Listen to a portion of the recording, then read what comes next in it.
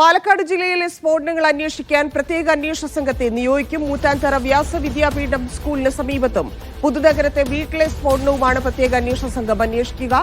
DYSP റാങ്കിൽ കുറയാത്ത ഉദ്യോഗസ്ഥർ അന്വേഷണത്തിന് നേതൃത്വം നൽകും.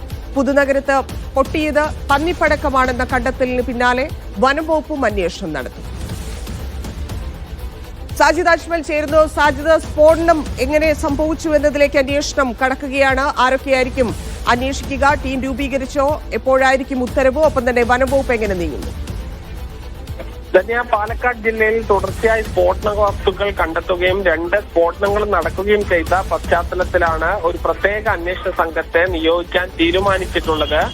ഒരുപക്ഷെ പാലക്കാട് ASPയോ അഡീഷണൽ SPയോ ഇല്ലെങ്കിൽ ഏതെങ്കിലും DYSPയോ ആയിരിക്കും ഈ അന്വേഷണ സംഘത്തെ നയിക്കുക. ഇതിന്റെ ഉത്തരവ് അടുത്ത ദിവസം ഒരുപക്ഷെ നാളെയോ അല്ലെങ്കിൽ മറ്റന്നാളോ ആയി ഇറങ്ങുമെന്നാണ് നമുക്ക് ലഭിക്കുന്ന വിവരങ്ങൾ. നമുക്കറിയാം, മൂത്താന്തറ വ്യാസവിദ്യാപീഠം RSS നിയന്ത്രണത്തിലുള്ള സ്കൂളാണ്. ഇതിന് സമീപത്ത് നിന്നാണ് ഒരു സ്ഫോടനം നടക്കുന്നത്. സ്കൂളിന്റെ കോമ്പൗണ്ടിൽ നിന്ന് 4 സ്ഫോടക വസ്തുക്കൾ കണ്ടെത്തുകയും ചെയ്തിരുന്നു.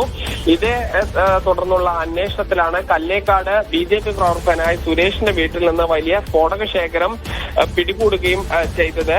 അതോടൊപ്പം തന്നെ കഴിഞ്ഞ ദിവസം പുതുനഗരത്ത് ഒരു സ്ഫോടനം ഉണ്ടായി. ഇതിൽ ഷെരീഫ് എന്ന വ്യക്തി പന്നിപ്പടക്കം ഈ സഹോദരിയുടെ വീട്ടിലേക്ക് കൊണ്ടുവരികയും അവിടെ നിന്നാണ് പൊട്ടിത്തെറി ഉണ്ടാവുകയും ചെയ്തത്. ഗുരുതരമായി പരിക്കേറ്റ ഷെരീഫ് ഇപ്പോഴും ചികിത്സയിൽ തുടരുകയാണ്.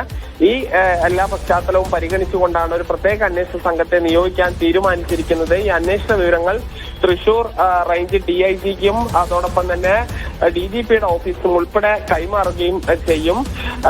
ഈ പന്നിപ്പടക്കമാണ് പുതുനഗരത്ത് പൊട്ടിയത് എന്ന വിവരത്തിന്റെ അടിസ്ഥാനത്തിൽ വനം വകുപ്പ് കൂടി അന്വേഷണം നടത്താൻ തീരുമാനിച്ചിട്ടുണ്ട്.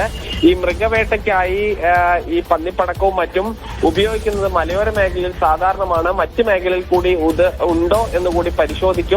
അതോടൊപ്പം തന്നെ കഴിഞ്ഞ മാസം 26-ാം തീയതി ഈ കോയമ്പത്തൂരിൽ വലിയ സ്ഫോടന ശേഖരം പിടികൂടിയിരുന്നു. ഇത് കേരളത്തിലേക്ക് കൊണ്ടുവരികയായിരുന്ന ജലാറ്റിക് സ്റ്റിക്ക് ഉൾപ്പെടെയുള്ള വസ്തുക്കളാണ്. ഇതിലും ഈ സംഭവങ്ങളുമായി ബന്ധമുണ്ടോ എന്ന പരിശോധനയും ഈ പ്രത്യേക അന്വേഷണ സംഘം നടത്തും. ഈ പോലീസ് ഉദ്യോഗസ്ഥരും ഡോഗ് സ്ക്വാഡും ബോംബ് സ്ക്വാഡും അടക്കമുള്ള ഉദ്യോഗസ്ഥരും ഈ അന്വേഷണ സംഘത്തിന്റെ ഭാഗമാകും. ശരി സാജിദ്.